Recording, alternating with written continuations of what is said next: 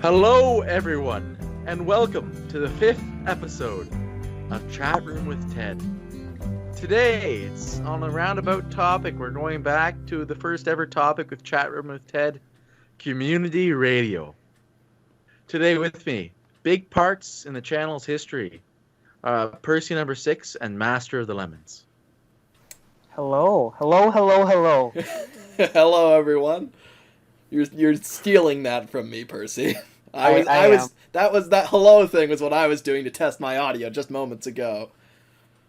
I pointed you out. Today we're going to be talking about the history of community radio on the 1-year anniversary of our revival. Yes, indeed. 1 year. It doesn't feel like it. Feels like we've been doing it longer. Boy, what it's a year it's been. I've been gone for the vast majority of it. But you were instrumental in establishing it, though, Ted. And that's the interesting thing is that you put it together. You were the one who initiated the revival, and then when all the things were set in place, you left into the night like a puff of smoke. But yeah, it doesn't feel like a. Honestly, I'm not sure it feels like a year. It feels like shorter than that. I guess because a lot of this, I don't know. It's crazy how long we've been doing this. We're already making it to the year mark. We've had it up and running for a while, and this is the longest time that community radio's been up too. So we're setting a record here. We're going strong. Mm-hmm. Certainly has. Certainly beats the first time. So where do we even begin, folks? Where do we talk about this long and not so storied history? So I think first let's outline how many community radios there have been, when they happened, and the lengths of all of them. Because I think that's an easy thing for people to mix up. That's true. Okay. So there's been clearly 2 community radio channels and 3 eras of community radio. So are we on the same page here? There's been 2 different channels with 3 main periods in its history. Yes. The first one was just called community radio, right? Yeah, it was called community radio, no spaces, capital R, capital C. I just went on to it now. It was established 2014 in March 2014. So I guess let's start with that one, eh? So Percy6, do you want to? So I guess it goes back to all these Skype calls we used to have with Johnny and Roberto, Henry's Great 15, Roberto. Back in the day, there would have been people like Urban Trains and Bertram Fan One. Aiden. Yeah, Aiden and Liam, and those other kind of. Jack Calloway for some time, I don't know, but it goes back to that era of calls, right? Mm-hmm. Yes. And in these calls, Roberto, who had just kind of gotten out of the Wooden Railway, started just playing records. He got a large record collection, and just in calls, he made this long, extensive list of them, and we got to select which songs were which. But we would just listen to these calls, and then it evolved through the years. I think people like Roman and James started to listen to the later ones. Mm-hmm. Do you want to talk more about them? Well, yeah. So Roberto's Records is, of course, what it ended up being called, and it really was what kind of started community radio, because he would do Skype calls, and I mean, at that time he had maybe 100 records. It was a very small collection, so we just pick what number we'd want, and he'd play the record for us. Like me, I had my classics I would always play. I don't think I ever went by without playing Todd Rundgren's Hello, It's Me. And Roberto didn't like that. That was part of the reason I did that. So I had, my backup was, believe it or not, it was 1985, a Paul McCartney song. But Ever Present Past, my show on community radio, or one of my shows on community radio, that's kind of where I got the title from. I'm pretty sure Roberto has a record of it. But yeah, we were doing that for a while, just doing it on Skype, and we kind of wanted to, give it to the broader community, let other people chime in and listen to it too. So we started uploading it to a channel we ended up calling Community Radio. Now, I think there is some debate about who came up with the name. I think we Yes, both claim it. Is that right? We both have a Yeah, claim. it both evolved. I think regardless who came up with it, it evolved out of what we were doing. It was like Roberto, you need a record show. You need to have a radio show. This could be a radio show, and that eventually, no matter if it was you and I, that spinned into community radio. And so then the idea, at least in the day, so the three of us, Roberto, Johnny, and I had just came off of the other group channel that we had just done, named Railway Series Reviewers. And I think we were in the middle of that one. That one was quite interesting. I don't know if I've ever even spoke to Lemmy about it, but I've heard about that one. Were there still episodes up around 2016? Because I might have seen some of them. There's episodes up today. We've never taken any of them down. Yeah, so I definitely saw a few of those. It was basically just Johnny and I reacting to episodes. We had a few different series. I don't want to get... This is not a Rarely Series Reviewers history podcast, so I'm not going to go into I think it's relevant, details though. of that. It's part of the greater history that makes this all up, because it's the same people kind of bouncing from project to project, and eventually you get to where we are now. So it's part of the greater history, I'd say. Okay, that's fair enough. Well, then Railway Series Reviewers never got more than 140 subscribers. Just checking the year, it was started in July of 2013. So it was pretty early in my YouTube career, personally. And it lasted for about a year until February of 2014, a bit under a year. So Johnny and I were in the middle of... we had just came off of... I think we were in the middle of Railway Series Reviewers when we founded community radio. It was right around the same time. Or it was right... it was literally right after that. We founded it in March when we stopped that in February. So it was literally Railway Series Reviewers, then into community radio. And then the concept was going to be that we were going to try to make a radio show. And like most radio shows, there was 3 segments. There was music, there was news, and then there was kind of like talk shows. There was like interviews. So that was the original foundation. It was much more kind of radio rooted. And kind of a little interesting anecdote is I think a year or two previously in my school, we had our play that year was actually not, it was like a radio show play. And the whole play was a radio show. So that may or not influenced all the graphics. I edited all the graphics in Camtasia. Not a visual editor, it's a movie editor. And then we were away. I think we only I only uploaded 2 videos. I think we did have the real thing that held up the original community radio. We uploaded 2 videos. One was just an introduction about it, and the other one was a chat room with Ted about community radio. Yep. But it never took off, mostly because of copyright issues. We did a Roberto's record live stream, and it was just like 100 copyright flags, and it was like, well, there goes this concept for a channel. Yeah, that was tough. Yeah. And nowadays it's crazy because nowadays it's just literally like make sure it's under an hour or make sure it's under 2 hours and we won't get in any trouble. But it's like it's interesting considering how much is on the current iteration of the channel. It's insane to think of how little was on the first iteration. It's like it's crazy to fathom because now it's like we upload like twice a week and it's just nuts. But we're also we only ever did 2 uploads and Roberto's records. That was it. Yeah, I mean even Johnny versus the World, it never got an episode. Yeah. We had a show with graphics ready, but we never made an episode for it.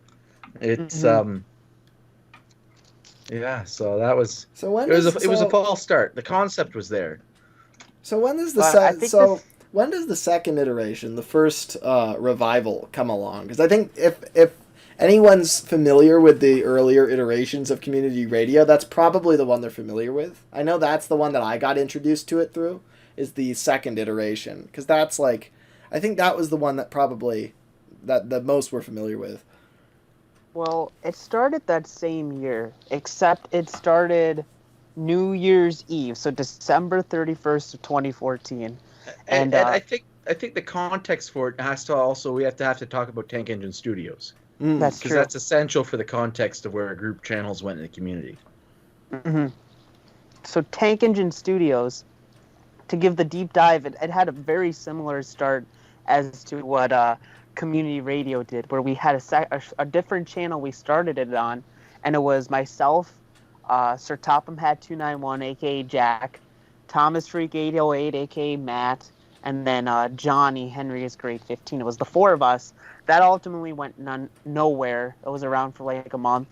Then Jack and I started up RTWR Community again, which really hasn't gone much anyway. It's basically just Origami Air Enforcer these days. It is. So I think it was the same year it was the same year, because that was in 2012 where we did Tank Engine Studios the first time. So 2014, Ted and I brought back Tank Engine Studios, and was 6 of us again. Actually, no, we did 4 the first time. It was 6 this time, and we did that. It was going all right, and then as the end of the year, Tank Engine Studios still going on, but we kind of get presented with the idea of doing doing a community radio with Matt. It was definitely MPS who was the catalyst for the bring back. That's without a question. He was the driving force. I don't know if you remember how it went, Ted, but what I remember was he was going to vacations, I think somewhere like California, and he was literally on the plane ride, and he called you and I. He's like, "Hey, we should bring community radio back." Like, yeah, let's do it. That was it. And I think, I'm not sure the whole context of this, but it's interesting because MPS wasn't in Tank Engine Studios. Mm-hmm. So, and I think there was a lot of overlap between those two groups. Not complete overlap, of course. But, Tank Engine Studios kind of died shortly after we brought community radio back. Mm-hmm. Because, most of us could only take one group channel at a time. Exactly. I'll give you the stats of who was in Tank Engine Studios at the same time in a second. But yes, Ted, you are correct about that. Yeah. And so it's kind of this interesting overlapped history with all these other community channels that die and come up as one feeds into the other, which is a really behind the scenes type perspective because you don't know this. Yeah, it sounds like there's a whole lot of leapfrogging between these different projects. Just kind of, when a new idea pops up, you leave the old one, which I understand that. In a lot of ways, it's still that way today. So I think the overlap, there was Eric, yourself, myself, Ro, Tom, and Thomas Wooden Episodes. Yes, that was so I think 6. So then half of us went over to community radio. Yep. I think Thomas Wooden Episodes dropped out of Tank Engine Studios just at the same time because he was getting busy, and Tom did similarly. So it was really just most of the channel Matt. either. We added Matt, who's also a part of community radio. That's right. We added Twillman before Tank Engine Studios stopped, and he was also one of the refounders of community radio. So it really was a jump ship from Tank Engine Studios to community radio at the end of the day. Mm-hmm. Well, as we talk about the second revival, excuse me, not the second. It's first. We're not there yet. There's so much to go over with this first revival. Because, I want to talk about some of those shows we did. I guess, obviously, I could talk about mine pretty well. I remember bringing Percy's Ever Present Past to the channel. And, like I said a little bit before, kind of got the name from the Paul McCartney song. And when I brought it on, I didn't really expect it to be what it is now, where I kind of interview people. To me, it was more talk about users who are not in the community anymore. And I never even, the idea of bringing someone on with me and talking about it never even crossed my mind. That was my territory with this show. I Yeah. was the one who chatted to people. You were. I stole your idea, Ted. Percy's ever-present past. Because I remember at the time, because Chat Room with Ted was about like people's modern plans. Like when I had Thomas Wooden episodes, it was about everything coming up. When I had on Wooden Railway Only, it was on everything he had coming up. It wasn't about like the history of things. The only one that did that was with Matthew Rosado. Exactly. So yeah. Ted, he did the present, I did the past, so it made sense to put the present and the past into ever-present past, because now when I do Percy's ever-present past, ironically, most of it's with the present. I don't have too many people from the past I interview. It's mostly active people still making content, which I guess makes sense. Yeah, they're the people who haven't vanished. Yeah. And then we had Thomas Battle's introduction, MPS's show, and that was the show idea that MPS really wanted. Like when MPS came back to us saying we should do community radios, it was always with the context of MPS's new show idea, Thomas Battles, which became the most popular show of the first revival. Yeah. It was easily bringing in double the viewership of anything else. And Thomas Battles, it's still a great concept, have a host that brings 3 people on. They go over various community topics, and not even community topics, go over Thomas the Tank Engine, Thomas Wooden Railway topics. They debate them, and then they pick a winner. And he even did the Thomas Battle Champion of Champions, which is pretty cool too.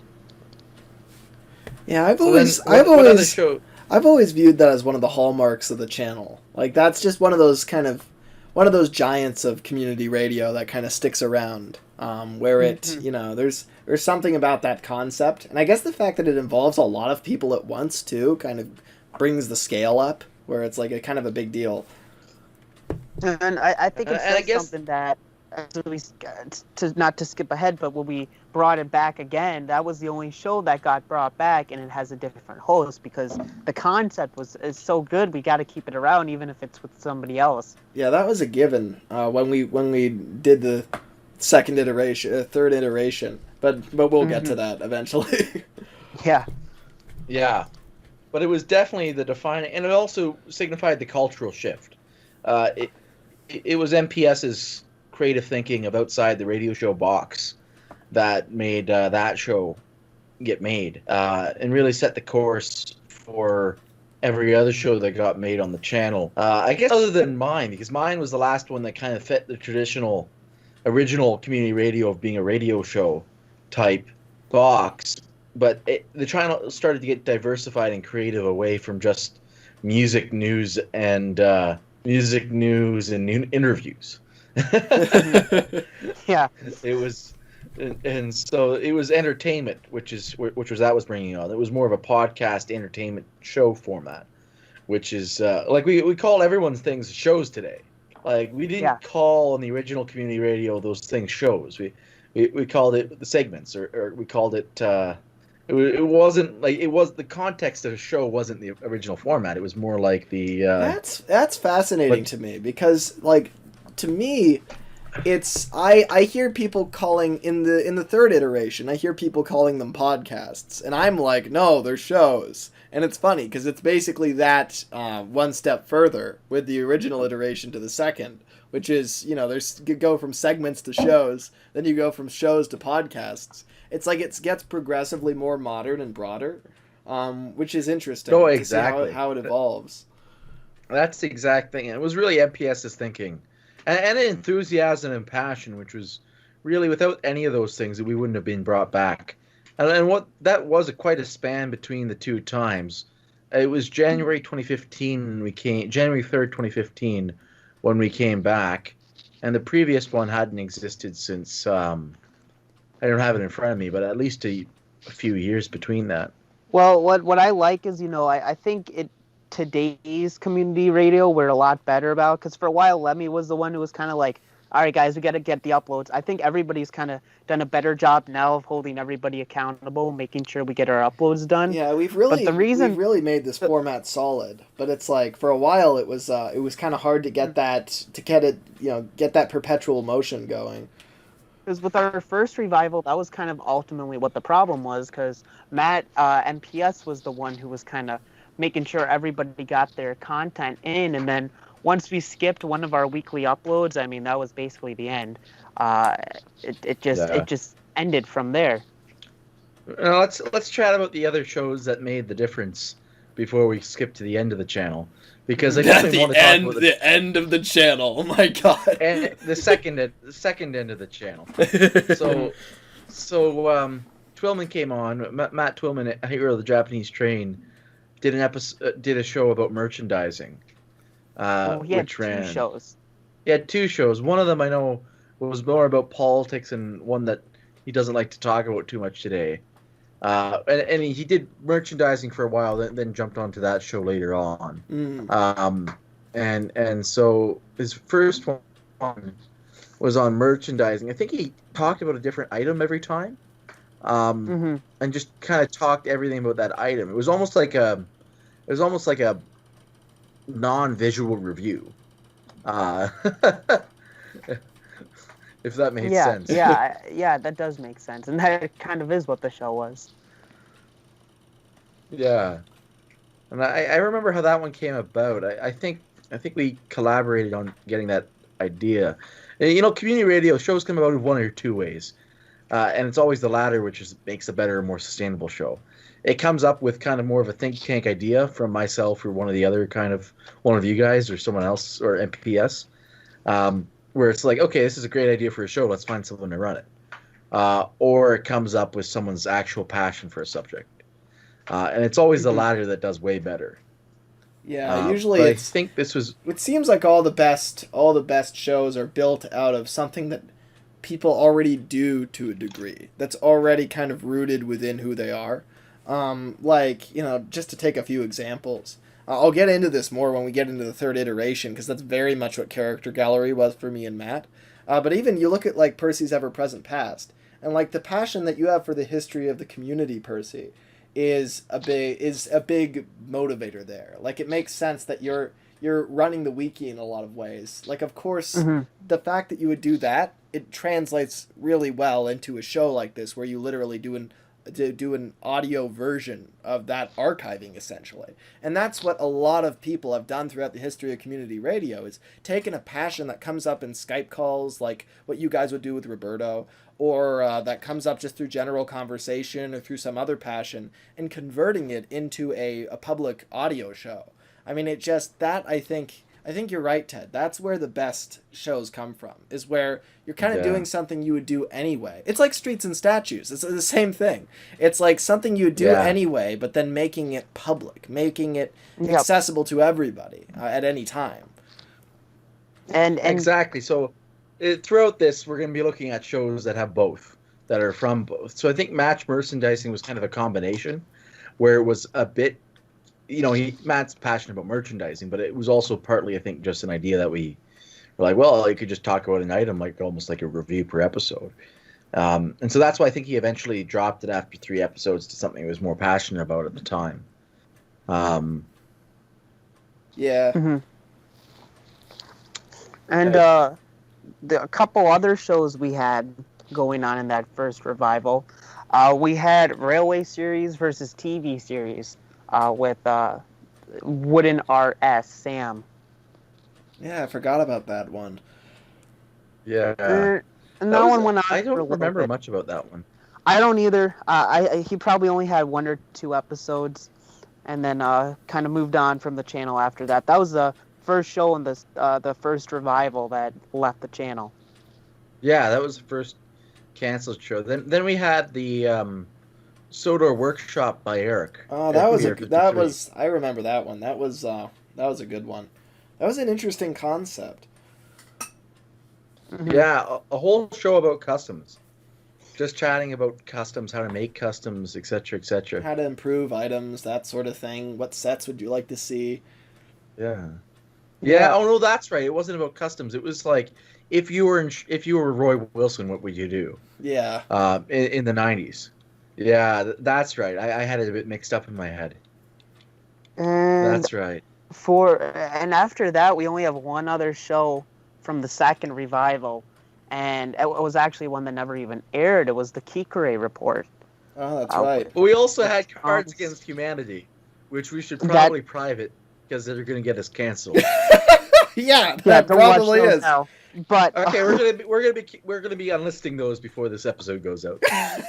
Yeah. Yeah, it doesn't. I don't think it meshes with the current vision for the channel. It's one of those, you know, when there's Sir Topham Hatt's like, we should have left this part of the island alone. It's like we should have left this part of the Skype call alone. You know. Yeah. Oh my God. Yeah. So. So anyway, skipping over that. Yeah. At least it's not as bad as the prank calling that we used to do in that time too. Ooh, allegedly. Allegedly, I like that. But yeah, Revival 2, Kikuri Report never aired. It was just going to be, you know, another show where not necessarily Thomas stuff, but just going over general topics with somebody. And came to fruition. And I guess I was not active for half the run length of the first revival. No, not you, Ted. But yeah, that was. I think that's what happened because after you left, Ted, the Kikure Report was a replacement for Chat Room with Ted, and as I kind of mentioned earlier, we got to a point where we missed a couple uploads, and that was just the beginning of the end. And I was the last upload for the first revival, and ironically enough, it was an interview I did with you, Ted, because at that time that was only the first time you left, and everybody was like, I mean, nobody's happy when you leave now, but now everybody's like, he'll be back. It's just gone for a little bit. Then nobody really thought you would come back, so it was a pretty cool interview, getting to talk to you for a long time, going over countless topics. It was because when I left the community, I had properly left. Like there was no sign of me anywhere. I deleted everything actually, except I didn't delete my YouTube obviously, but like I just didn't sign into anything for a long time. And those who knew me, I had actually made a separate Skype, and I only sent like 3 or 4 people that knew address. So when then the channel eventually collapsed. So what do you think really truly brought that about? Do you think it was really just like what do you think is different now versus then that has allowed the channel to be sustainable? Well, I think what's different then, like I thoroughly remember when I uploaded that last Percy's Ever Present Past with Ted. It was like a couple months or so since anybody had uploaded to the channel. So after I uploaded that, Matt MPS messaged me. He's like, I thought we were kind of done with the channel. So I think at that point everybody just kind of had given up, like had tuned out on the channel. And I guess it makes sense. Like, you know, everybody gets busy. It's just, you know, do you have enough time for side projects? And I guess at that time people didn't care enough, and it just kind of died down. So I brought Ever Present Past to my own channel. So for about 2 years I did Ever Present Past on my own channel. I did a few of them. It worked out well, but I guess the difference between then versus today is I think we have a couple more shows, and I think people are more motivated. As Lemmy was kind of saying earlier, I think the shows everybody is doing now really fits who they are. Because I think so, yeah. I love community history. As you said, you know, I edit the wiki so much. A lot of the questions I ask, I already know the answers to because of the wiki, having edited it. And Blue Midwest Mysteries, I love talking with Matt and talking about whatever topics just pop into our head. Especially, you know, I'm not as into the Thomas history as you two are and a lot of other people. So for me, that show really fits. And I think that's where we're all at. I think you probably would both agree with your own shows. Yeah. No, I mean, it really, really fits. And I think, too, the shows that survive and the shows that don't, I think it has a lot to do with that factor, is how well does it fit the people involved. Like, you notice, I really liked Empire News. However, you know, I mean, it's over now. And I think the reason that it expired sooner than other shows is probably because we came up with the concept before bringing Henry or Roman in. Like we came Oh, up yeah, with that definitely. idea, and then It's a rebranded Johnny versus the World. yeah, and it's like It was literally going to be that. It's that show. We sat down and we're like, let's bring back the original community radio concepts. yeah, and it's like it's essentially. I mean, it was interesting because, and when we're getting into this is where I really come into the story because before this, to give a bit of background, I have always been a huge fan of community radio ever since I stumbled upon the second iteration in like late 2015.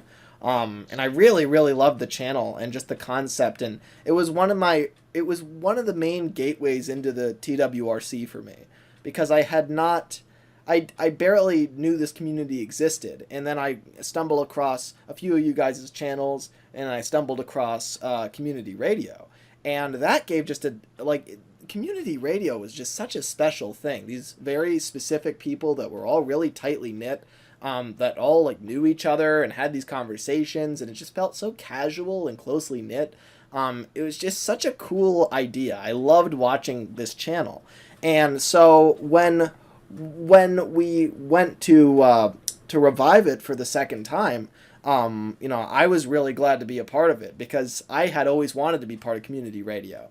And all of a sudden, it just fell right in my lap because essentially what happened, what motivated us to bring the channel back, I guess for me to get involved with it in the first place, but for you guys to bring it back, was there were a few different factors that kind of all piggybacked on each other. It was kind of a perfect storm, which led us to bring community radio back in, what was it? Yeah. July, August of 2019? So, yeah, exactly. I had already been back for like what? I was on and off back for like 3 years from like 2017, 2018, and into 2019 now. Wow, that's true. That's a long time you had been back. That's weird. And a lot of that time, there was every now and then, Percy would joke to me like, "Oh, are we gonna bring back community radio or something like that?" It was like almost a reoccurring joke every now and then. Yeah. Right? Do you remember that better? Yeah. I mean, it was like Take Engine Studios. We'd always joke about bringing them back, and like, it never would happen. Yeah. But there was a part of us that were like deep down, we're like, oh yeah, we were like deep down there was that kindred spark in the heart where it's like, yeah, we had some good nostalgia for it. Exactly. But it was just like time and energy and motivation and arranging a crew. Arranging a crew for it is the hardest part. Like all group channels die because the crew dies around the main people, and then as soon as one of the main people screw up or go off, like what happened in community radio the earlier time was I went away, NPS started to lose interest, and then it was just kind of you pushing it. And that's how it kind of dies. It's especially without the crew around you that's motivated for it.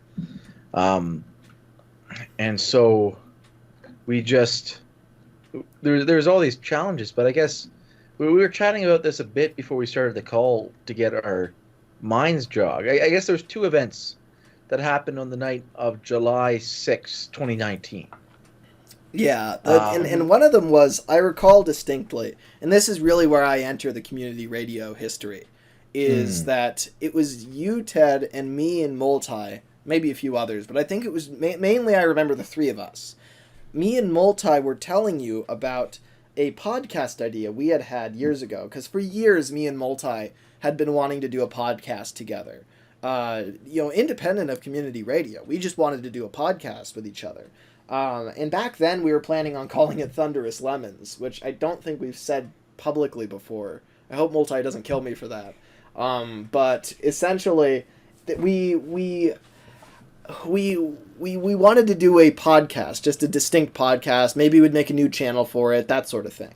But we had never gotten it off the ground. We'd recorded a few episodes, but like we were kind of looking for an avenue to really launch our podcast, because we were having trouble kind of staying motivated for it. We didn't really have a reason to keep recording episodes and to kind of keep current like that, because there was just we were our own bosses essentially. So we really had no reason. Which is the same problem as community radio. Yeah, exactly. Mhm. And so Exactly. we just were having so much trouble with motivation getting Thunderous Lemons made. We had like 4 episodes done, but we just did not. We didn't feel compelled to upload them because we didn't really have an audience built in. We didn't. We didn't really. It wasn't really tied to anything existing, so we just kind of we're kind of like, oh well, we'll release it soon. We'll release it next month, and we never got to that point, right? But we brought that up. One of your many projects in the from your reveal video, Yes. No More Secrets video, that was a secret, it was actually. It was one of them, and that actually eventually did come out as something. Yeah, no, that actually did, and that's distinct too because there were actually finished episodes that never saw the light of day from that series. But it's interesting because with that show, I honestly wonder if we should release those episodes one day because we do have a lot of fully recorded ones. But essentially, what happened was me and Multi told you about that idea. We told you about Thunderous Lemons. And then you brought up, you like got this spark in your eyes, and you're like, "Oh my God, this lines up perfectly." And this is the second thing that really launched the revival, is that somebody had sent you on Twitter a really long, beautifully worded message about how they really wanted community radio to come back, and they were pleading with you to return it to YouTube. And that had come like in exactly the right time bracket where you had just gotten that message. And then right when me and Multi were telling you about this, it's like, okay, we've got a show ready to go with Multi and Lemmy. And we've got this message where clearly there's demand for this channel to come back. And all that together was kind of like, okay, let's bring it back. And Ted jumped on that. Yeah. And tell us more exactly. tell us more about this person who actually sent the message, because he's a much bigger deal than he might even realize. Mm-hmm. So it's the Wooden Sodor. His name is the Wooden Sodor. At the time, he just messaged me on Twitter. It was a cold message. There was no context. I might have, chatted with him once or twice in the comments, but I never really went in depth with any conversations with him before. It was a cold message. It just started out as. It started out as a cold message where he just kind of said about, it's now I don't know who to talk to about this since the entire channel's dead and consequently all members are inactive, but I recommend reviving TWRC radio channel. Was one of the ways how he started off. And then he just continued wording this long message about how he liked it in the past and great ideas for the future. And really got my mind thinking. And long comments. I don't know if it's the same with you guys, but long comments worded well that connects to your subconscious nostalgia that you don't know if anyone else appreciates about things. Really, fires up your motivation to do things. Yeah, no, I understand that. It for does. Sure. It was just one of those beautifully worded long messages, and it was after that it was just like, person number 6 and I had already been going back and forth joking about bringing a collab channel back, and I knew Percy that if I said we got a team already starting to get put together, do you want to come back, you would say heck yeah, because you were still doing your show. You were still doing your show. I was still doing Ever Present Past on my own channel. It's like, well, I can bring it back to community radio where it started.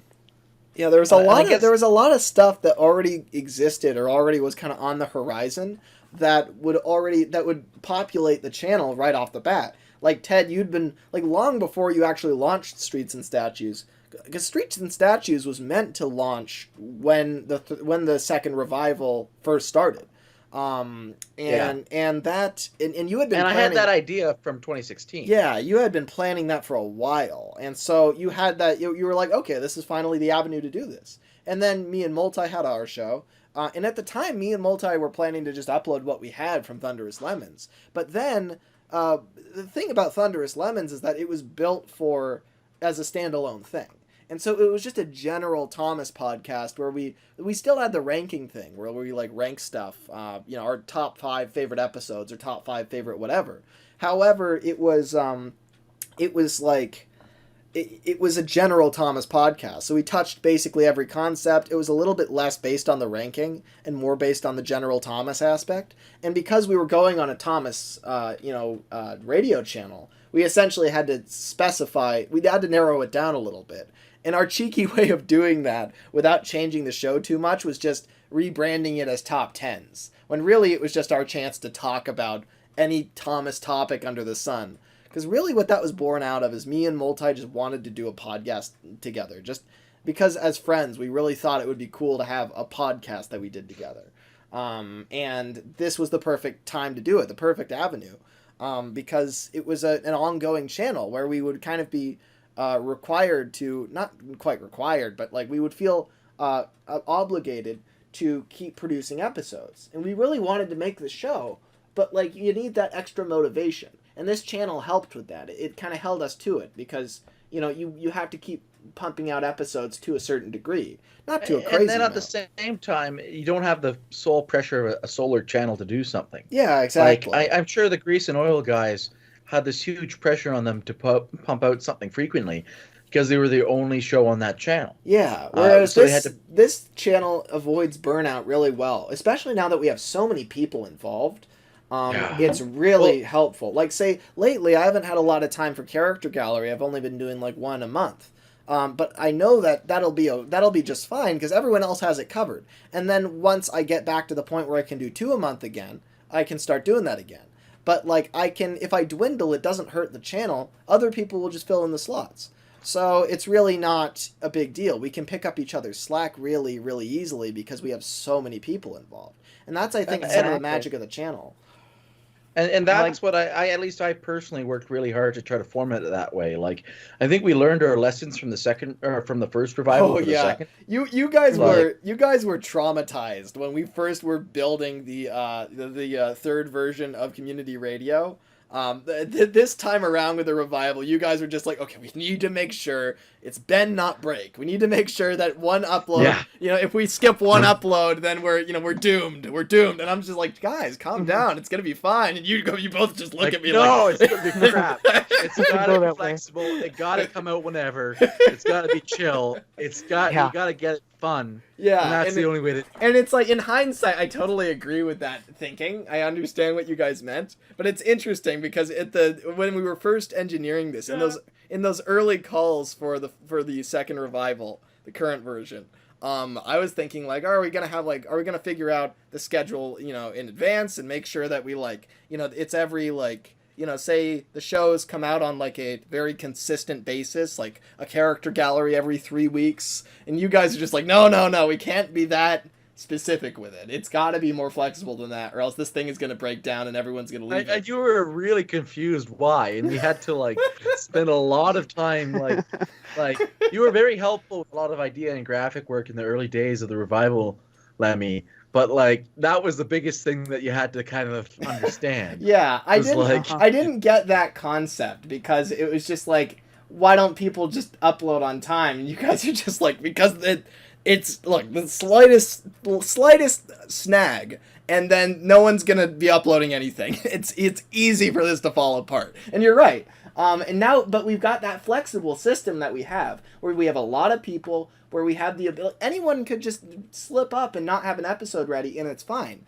Because we've got a constant enough schedule and enough people invested that it's going to keep going. The momentum is unstoppable at this point, which is fantastic. So I think we built a really good system, and what you guys learned in the first 2 iterations was key, because it avoided all of those pitfalls that we would have and run Tank into. Engine Studios and our TWR community. Yeah, those as well. Yeah. And I think the other big hallmark, which I think was an idea from the start from it too, was this open strategy we have about guests and new show applications. That's something that I proposed from the very early days. Yeah, that was all you, Ted. I mean, it was really, you had a lot of very clear visions for the channel. It's interesting. We all had different perspectives. The minute that I was allowed into the channel to work on me and Multi's show, I tried to get as involved as I could, particularly in the graphics, because looking at the channel, because the thing is, I had a thank God, thank you, because I had the same aesthetics from 2014 otherwise. Yeah, I had a very clear vision for the channel when we first revived it, and I was really glad that you guys let me in there to do that, because I love the old kind of energy of the old aesthetic, but I wanted to clean it up a bit and make some key visual changes. And say we retained the record and the logo, and we retained the microphone, a lot of the same, the color palette was the same, but I just refined it a lot. And the big thing that I pushed for that I'm very glad everyone adopted was the standardized screens. I think it's just so pretty that all the thumbnails have the same border on them, just in different colors. Oh, that's all me. That's my big. If I had to choose one big contribution, that's me. It's the standardization of it. Basically, how the channel looks right now is my contribution. How it functions is very much a product of how you guys have learned over the years how to run this damn thing, and especially key things like the applications. Are very much you, Ted, where I would not have thought of doing guest applications, having people apply for shows, but that's a brilliant way to get new people involved, and it was really useful. Back to the learnings, right? The learnings were that people found us a bit elitist sometimes. The learning was that people thought it was like a old boys club for big users, and that type of thing. And I was like, okay, let's just open the floodgates. Of course, it's going to be people who talk to each other to start off with. Because it's a friend group initially, because that's how you do any group channels. You get your friends involved. Exactly. But then we really transitioned away from that through this application to who had the most passion to do a podcast about Thomas and just needed a home for it. And that's what we transitioned to with this show application. Yeah. It was a bit gutsy when we did it, because we were like, how should we format the show application? And we ended up formatting it so that you had to put a full pilot, you had to put in references and do all this other crap. But, a bunch of people sent in pilots. Yeah, I think it was in early 2020, early this year, we sat down, I think it was January, and we went through, there were 6 pilots that we had, which is a lot, all things considered. 6 people put together pilots for us to look through. And we chose, I believe we chose... half of them, 3. Yeah, it was 3 of them. I think it was 2 of them, but I think we might have used the concept from one of them, but then put somebody else to it from another application. No, we did end up going with all 3. We considered that at one point, but I think Solomon did just do 3. I think Solomon was originally going to be on the Behind the Scenes with Solomon show, and then we moved him to the Mysteries show instead. Okay. That's what we did. But it all came from the applications. We just moved it around a little bit, where we were like, we think he would fit well with this show, etc. So it was really difficult to judge everything, especially because it's everyone put passion into it and cared. And so we really wanted to make sure we respected everyone's applications, because the fact that people just sat down and sent us, pilots was a big deal and really respected. But it's that really helped, because now we've got just the channel has a lot more people involved. I mean, we've got Trackside Tunes, we've got Track Plan Banter, and we've got Thomas Mysteries, and those 3 pad things out way easier. So we've got just a lot more shows to work with here. So we're never short for shows now. There were times where we were. There were times when it was all Blue Midwest Mysteries, or it was all Character Gallery. There were times where we were certainly doing that. And now we're to the point where it's a lot more variety. Ideally, I would do Character Gallery twice a month, because I really do love that show. However, right now I just don't have the time for it. But I hope there will be a point where I can do 2 a month again, because I really do love doing Character Gallery. I haven't responded to a lot of the comments lately, but the comments are great. The way that people interact is great. I just love seeing our channel inspire creativity in people. I just think that's wonderful, and inspire community, and just kind of bring people together. I adore that, and I think that's one of the strongest things about community radio, is that it's community radio. It's about bringing community together, and and that's really what it's all been about. It's been about taking what's normally been in Skype calls and putting it so that the community can interact with it in an interesting way. Yeah, exactly. It's like I was saying earlier, like when I brought up, like, say, me and Matt's show, Character Gallery, like now I've only got that one show. Before I had two, the other one being Top Tens.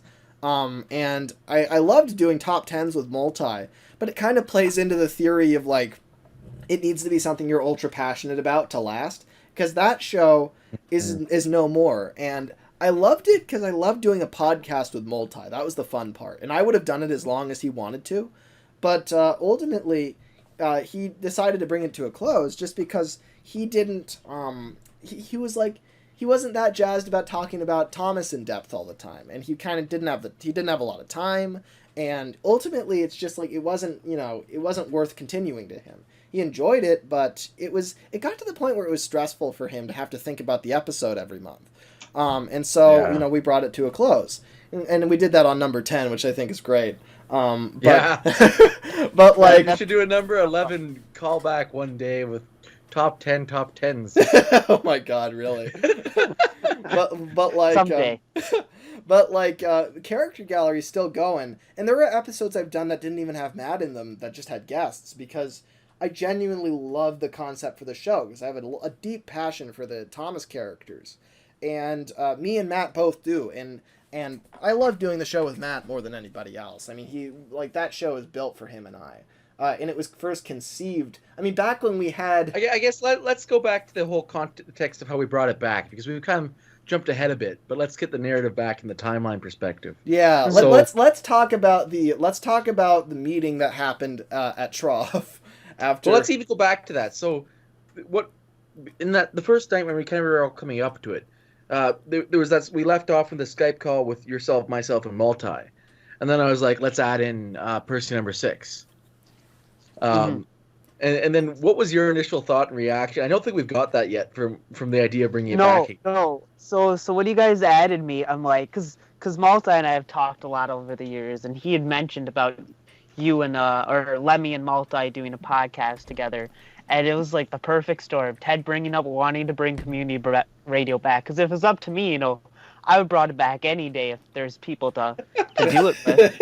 and then hearing Multi finally, him and Lemmy finally being able to get to do their show, it's like, oh my gosh, this is all going according to plan. So then it was the four of us and the three shows was the initial heart of it. And then obviously we added MPS. He wasn't available that night. But we added him to that group initially and wanted because if NPS didn't want to bring it back, we wouldn't that was if he said no, I don't want you guys to bring it back, we would have left it dead. At that point, he was such a big part of the second bring back that without him, we thought he was either going to say yeah, let's you can bring it back, but I don't want to be involved in it, or kind of do what he's just done now, what his role is now. Yeah, because it worked out well, at least when it comes to Bloom and West Mysteries, because Matt did another podcast very similar to that structure, and he kind of moved on from the Thomas world itself, and I kind of felt that way too. So I asked about being his co-host, and he liked the idea. And I mean, I can't speak for him, but I'm pretty sure I could, because I know we both have a blast doing Blue Midwest Mysteries. It's so much fun to make them. It's I wish we didn't have guests on as much, but at the same time, I love having guests on because it's so much fun talking about anything, literally anything, with so many different people. I have a blast every time. Yeah, and so that became the fourth show once we got MPS back. But then I guess the fifth show was really the idea of bringing back Thomas battles, because once we had MPS back and he wasn't doing Thomas battles, it was like, okay, we got to bring that back. I think in all of our minds, there's just one person who popped in our heads to host it. Yep. It was just immediately James. Yeah. James is a great personality. Who's the one who first said that? I think I was. I feel like I said something. I feel like we all had it in mind at the same time, really, because James was just so fitting for it. Just the way that he's he can keep a cool head and kind of moderate things while also being snarky at the same time. He's perfect for that role. He really handles it well. Yeah. And so it's that was really a great choice. You know, and it also, I had some connection with him to it because I was on it at the same time as him as a contestant on the first episode of it. yeah. So in my head, there was already a subconscious association between the show and him. Yeah. Mm-hmm. Yeah, makes sense. Yeah, So- that was Thomas Battles was a given where we were really like, you know, yeah, that has to come back, Well, obviously. and I Well, it was the hit show. Yeah. It was the hit show. It was like back before we started things, that was the one show where we were really certain like this is gonna be, we can rely on this one to be very effective. You know, this is gonna be like crack a few hundred every time. yeah, it had a few special rules. Like it's like we weren't as afraid of keeping that one shorter because we were like this one, you know, this one's gonna be, you know, this one deserves to kind of have the proper longer running time. Whereas the rest of us kind of tried to keep our shows shorter. We're like, float around 30 minutes, you know, be reasonable. But Thomas Battles was a bit more like an event. It was a bit more like a, you know, exactly. yeah. And Yeah. And, you know, we got that back, and I believe it was kind of the five of us, because at this point we were just kind of brainstorming what type of shows we want and who we want to host them. Yeah. And interesting, that's what went with Empire News. Yeah, that was we didn't even know what to call it at first. We were just like, let's do a news show. And our first thought was like, I think this The is news. Yeah. The news was the original. The news. Yeah. That's what It was literally just that. It was like, let's bring back Johnny in the World and call it by a different name. Yeah. I think it was Ted who said that his suggestion, someone made the suggestion that it should be Will and Annie who host it. Which again, it's like that kind of formula of taking people who might fit nicely, but at the same time, it wasn't their idea, so it's probably not built to last. And when we reached, it's the equivalent of it coming up at a think tank. yeah, and when we reached out to them, it's like at first they were kind of down with it, and we added them to the group, but then like it was clear over time they weren't really all that interested, so you know they left. So the group. let's talk about this actual how we reached out to them, because this is something that was very special. Yeah, and unique. this was very cool. What happened? So obviously, Shining Time is something that happened last year, whatever you want to call it, the large meetup with everyone in the community except for Percy. Yeah, and keeping in mind, Shining Time. One of these days. One of these days. And keeping in mind, Shining Time happened like right after we were conceiving all of this. We were like, we were keeping in mind the fact that we were even coming up with certain ideas, like maybe we want to record an episode or two of something at Shining Time. Like we were kind of. The initial plan was we were going to do the first Thomas battles at Shining Time. Yeah, that's what it was. Yeah. And it's interesting because we were so that essentially what happened, and this is funny, is that essentially there was the conference room that we that in when Shining Time 2018 when we were in that conference room, that room was still there in 2019, except we had the whole center to play around with. But the conference room was still there, and Ted pulled everyone who was involved in community radio up to that point into that room to have negotiations with for a few hours. And MPS and I particularly. Yeah. He pieced out near the end. Yeah. You did. We had several different groups that we were considering putting a show together with. Yeah. And it was still kind of top secret. Because half the people at Shining Time were involved and the other half had no clue what was happening. We kind of wanted to keep it a secret. So the first thing we did, MPS and I, we pulled together each of the former show hosts. Eric Pierre, Thomas Wooden Railway, everyone that hadn't previously been contacted, but was a co-host. Because the first thing we did, obviously, when it came back was, we had to talk to everyone who was on the show when the channel when it fell apart. Give them a chance to come back if they wanted to. Yeah. And so, MPS and I had sit-down conversations with Eric Twillman and Kikre with Thomas Wooden Railway.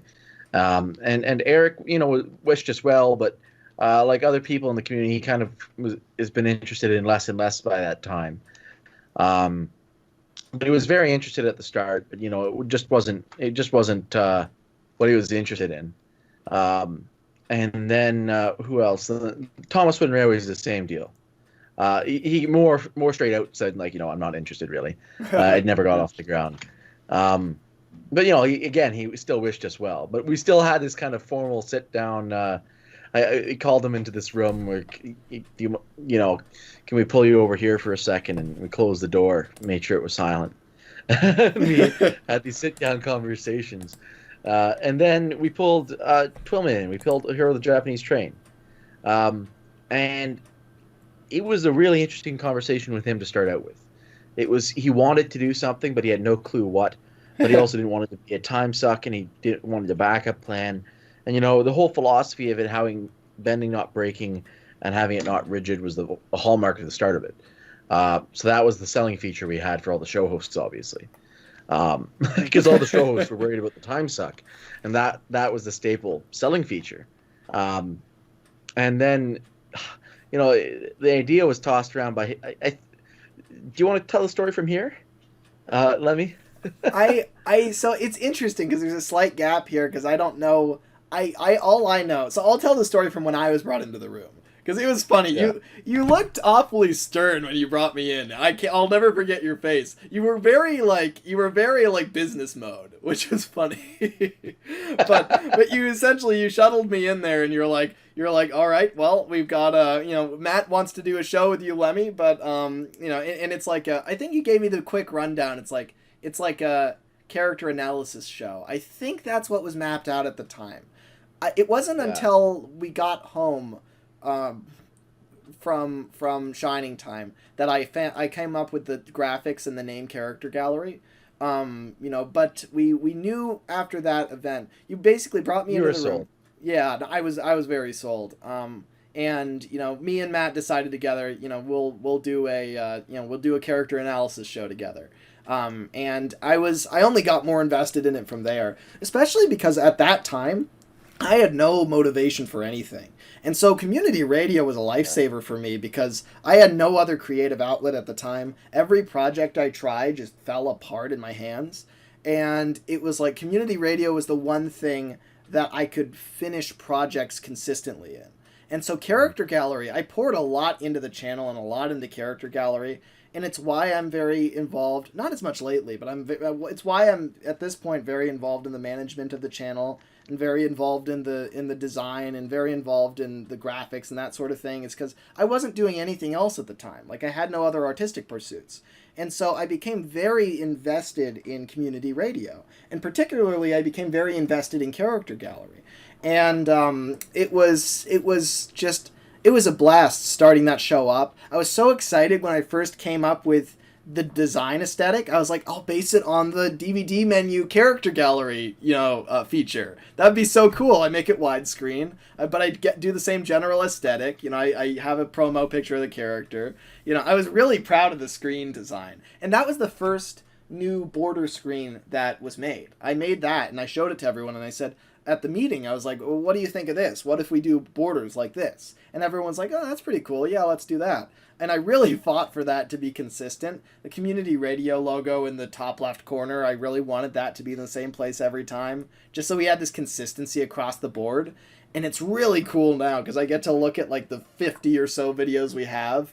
And and that was the theme at the time. You were like, I can't wait until we have 50 videos so you can do what you're doing now. Yeah, exactly. It's like that was what I was looking forward to, and now we're there. And it's so pretty. It's so cool. And they're all immediately recognizable from a distance.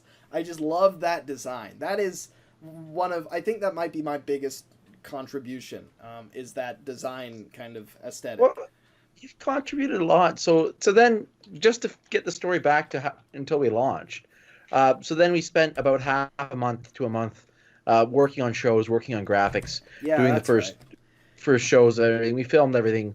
I even filmed the Sodor Streets and Statues draft one. I think we even pushed it back a few weeks.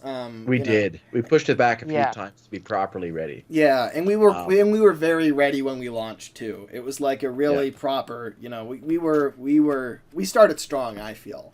And there were times in the early days where we were kind of.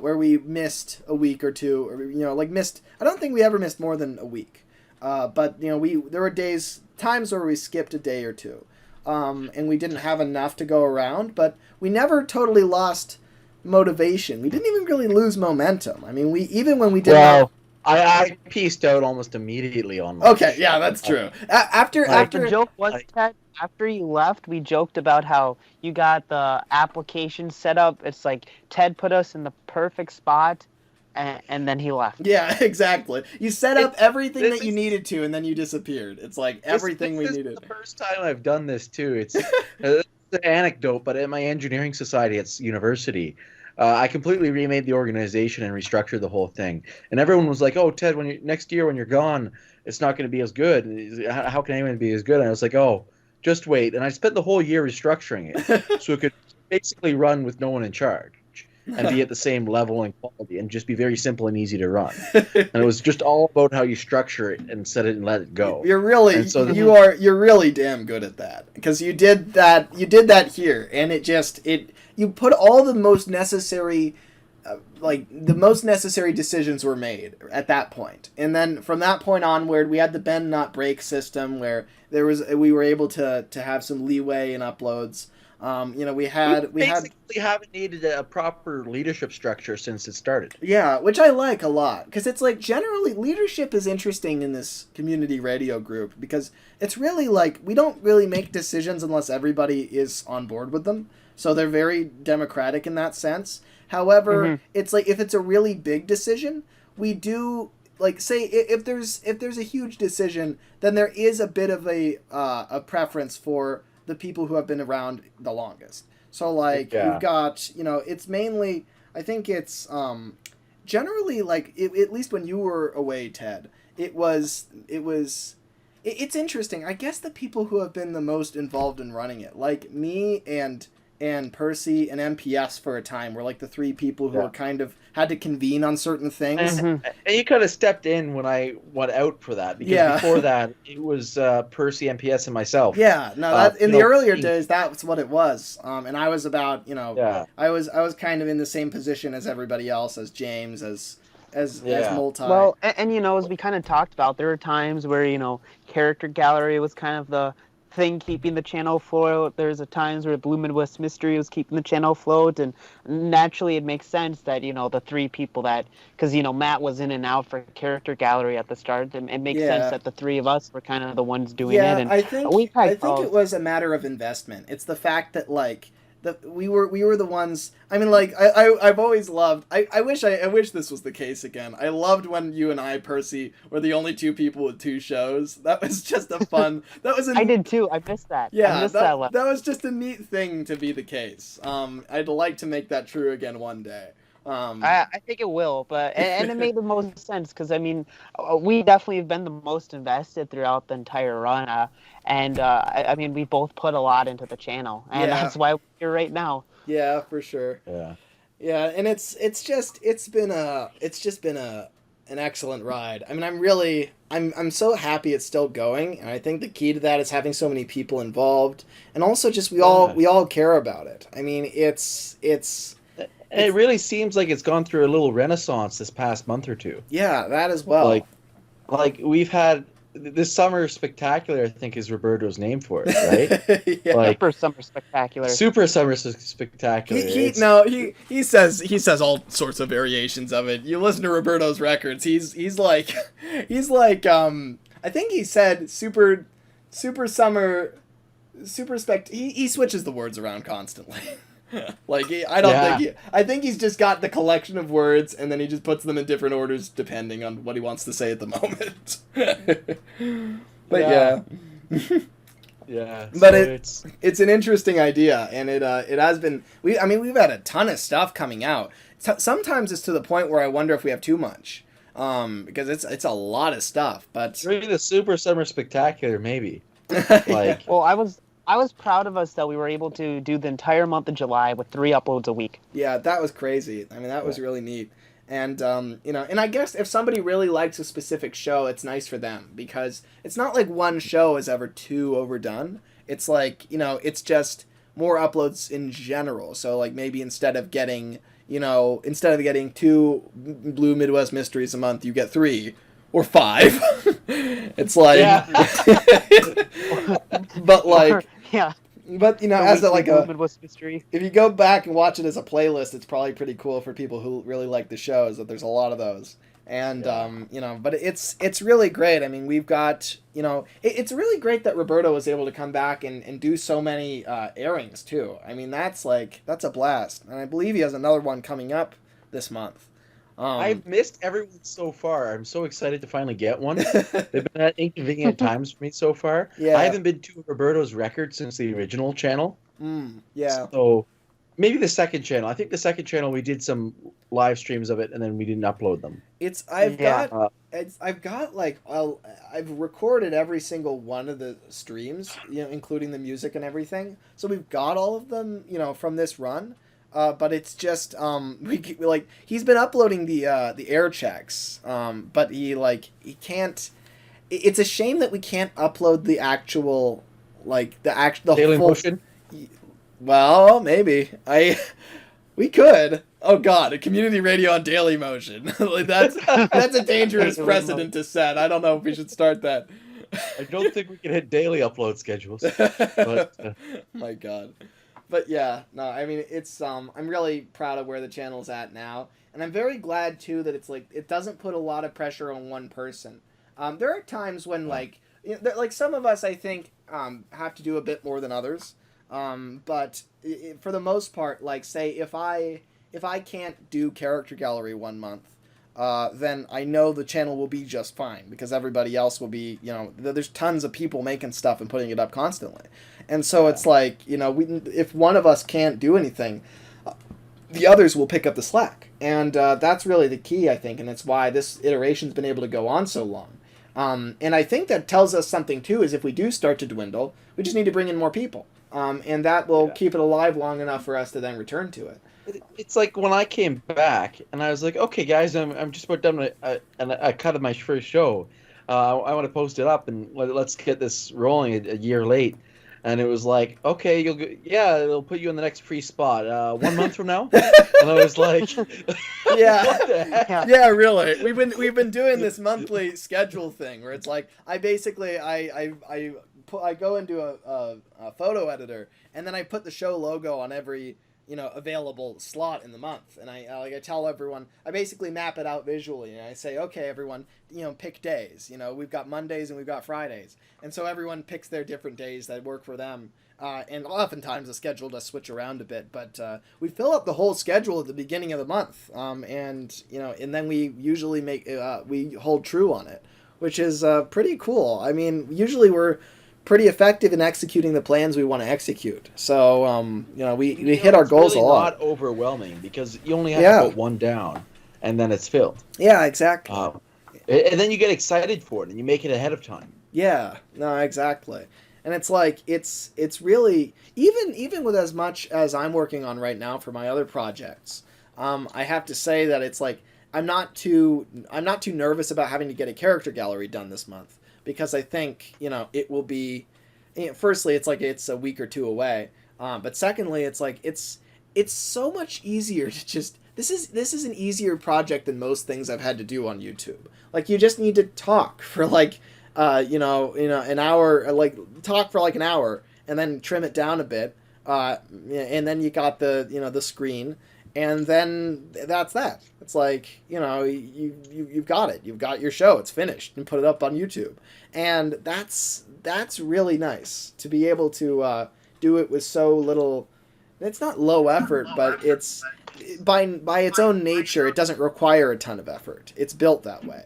You can make a great product without having to invest just obscene amounts of time, which makes this so much easier to sustain than a lot of other projects.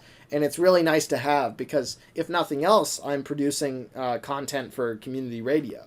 I retain some presence through this channel, which is very cool. And it's very, very valuable to me. So I do love being a part of it. And that's the case with a bunch of the hosts, too. With your co-host, of course, Matt.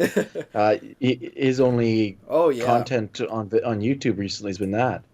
Yeah, and it's quite inspirational to him as well. Seeing people's comments, seeing how they react to our work, is really just a blast. I love seeing how people respond to Character Gallery and what they have to say and the ideas that they come up with, and I really hope that we've inspired people to be creative, because that's really the goal of our show, at least, is to just get people thinking about the characters and valuing each and every one in different ways. And it's a blast talking about them like that. And I have to say, for whatever reason, the graphics of the channel mean a lot to me, and I really, I get more excited about Character Gallery, looking at the screen, looking at the graphics, looking at the colorful characters, and the aesthetic of everything is exciting to me. It's a really fun product to produce. I love releasing those videos. It's exciting for me. And we'll be on the 15th one next, which is just, crazy. Ooh. And Blue Midwest Mysteries, what is Blue Midwest Mysteries on, Percy? It's we just recorded our 15th, so neck and neck. It was released this Monday. That's great. Which I guess Lemmy, it makes sense that Character Galleries and Blue Midwest Mysteries are both at 15, considering how much we've had to upload of those over the last year. Yeah, it says a lot, the number on the show, doesn't it? Yeah, and it really is interesting. It's the, I might have been one of the people who got it going, but the two people from the start that were involved were you two. Yeah. And you two have driven it on since then. And, I might have put things together, but you guys have been the ones that have been able to keep going from the start of this second comeback. It means a lot hearing that, Ted. And obviously, none of us are making money. If you guys are making money off it, I haven't got my paycheck yet. We're not making money off it or anything. And, it's fun to see, especially Character Galleries. That's such a big show. A lot of people love watching that. And to see all the people that'll come in and view those week in, week out. And even Blue Midwest Mysteries, hearing the people that like listening to that all the time. I just love that there's a pot or there's a show for everybody. There's whether you're super into Thomas and you like hearing in-depth stuff about the characters, you like hearing people debate about the characters. Yeah, we've tried to reach every element of the community in some way or another. I think we've done that really well too with the newer shows we brought in, like the music element and the just a lot of different perspectives and directions that we've taken things. And now my show, it even provides an outlet for those of the only Railway series perspective. Yeah, that as well. I mean, it's growing to encompass more and more elements of the Thomas community. I guess this is a really interesting thing too, because originally the first two iterations, in particular, were Wooden Railway, TWRC, and the initial of this iteration was TWRC, but it quickly broke that. Yeah, it quickly became not that, just because the context of the news or Crimson's Empire news quickly started covering other community events. Blue Midwest Mysteries was about everything. The big thing that clinched it for me, that made me propose the whole TTTE community radio thing, was the fact that I would read through all the comments, and I was seeing a lot of people that were not Wooden Railway users. There were a lot of people who used Roblox or used Trains or Trackmaster or whatever, and it's like, this is our audience. It's not really exclusively Wooden Railway users. I don't even think it was mostly Wooden Railway users. And when I saw that, I was like, well, I love the TWRC. I love this place, and I love it as an entity. But at the same time, I realized it's community radio, right? The channel belongs to those who watch it in a way. And the people who watch it aren't all Wooden Railway users. So exactly. We had to change the name because it had to reflect the people who are watching it, because that's who it's for in the first place. And it was the perfect time to change it, because we also brought in people not in the Wooden Railway community at the same time. Yeah, exactly. Into the channel. And that was a big hallmark diversification, I guess we did. Yeah. Yeah, we did a month break, which I think was huge. I think that really helped, because we were... at that point, it really was Character Gallery and Blue Midwest during the channel. I mean, there was not much besides those shows, so we needed that break to get everybody a month to prepare and upload more content. Yeah, for sure. But yeah, no, I really think I'm very proud of how we've run it and and just the revival has been a real success, and I'm just really happy how the channel, how it looks, how it functions now, and I think the essence of it has never really changed. I think it is still community radio, and really always has been. And it looks a lot different now in a lot of ways. The shows are different in a lot of ways. but the people, the heart behind it, I think is very similar to when it first started. Or at least similar to the second iteration. That's really what I know. And what my passion for the second iteration is what I brought into the third iteration. And it's such a pleasure to be involved in it and to have a say in kind of the direction it goes. And for me, it's just so nice coming home to. Yeah. Because just for life reasons, I had to vanish for 8 months in the past year.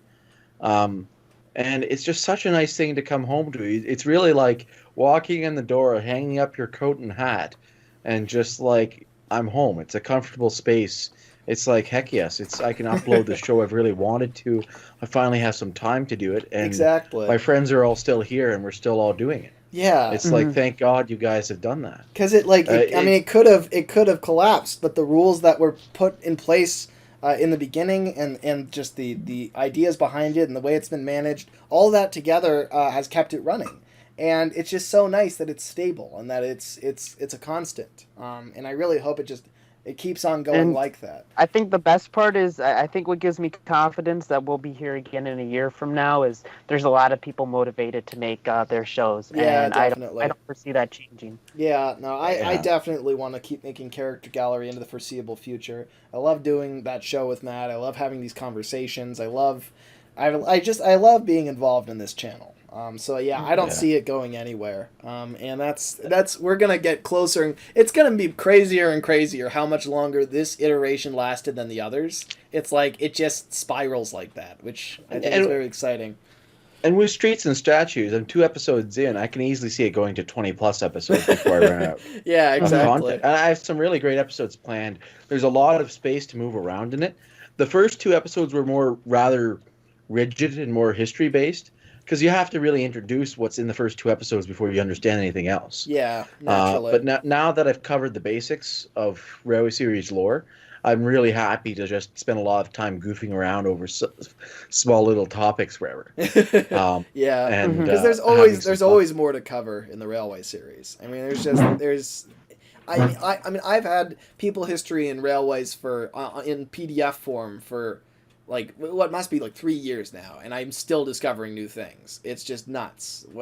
And just the new implications and that sort of thing, where like you go through it, even if you know all of it, you might discover new things that recontextualize it. So yeah, I think you could keep that going a long time if you wanted to. And here's a plug, I guess. But so the first 2 are rather more lecture format, but in the future it's going to be moving towards a discussion format, or part of it might be moving towards half it being lecture format and the second half being a discussion on that kind of piece of information.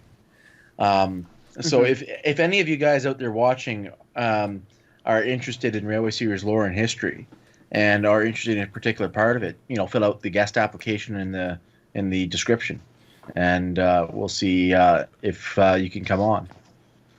And but I'm stoked for that. It's really we're in a good place, and I can see it continuing, and it's a very proud dad moment because especially it's like you left partly leaving right when it was getting going was like leaving when your kid went to college. Yeah. And you've just seen it's grown into a wonderful adult now. And it's just like exactly. I think we've rambled on for much longer than our normal video allowable time. Yeah, no, we have, but considering that this is the anniversary video, maybe it's special in that regard. But it does. I do gotta say, we were gonna have Matt MPS here, but we can't find him. If you guys know where he's at, # where's Matt? We're on the search for him. But haven't turned up anything yet. Here. Yeah, but hopefully soon. Anyways, so thank you guys for watching this anniversary version of Chat Room with Ted. Yeah, I'll leave you off with my original outro. Do you have any last words, guys?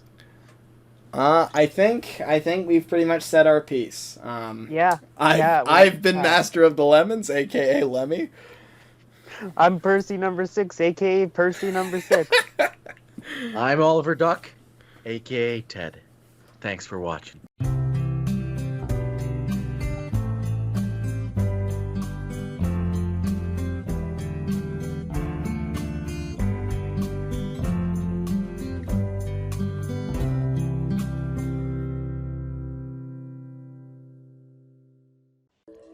Percyno6, please, you gotta help me. You gotta help me. I know you're gonna see this. Please, you got it. You're my last hope. He rebelled against me. I made him too powerful. I thought this was gonna happen someday, but not this soon. I knew. No!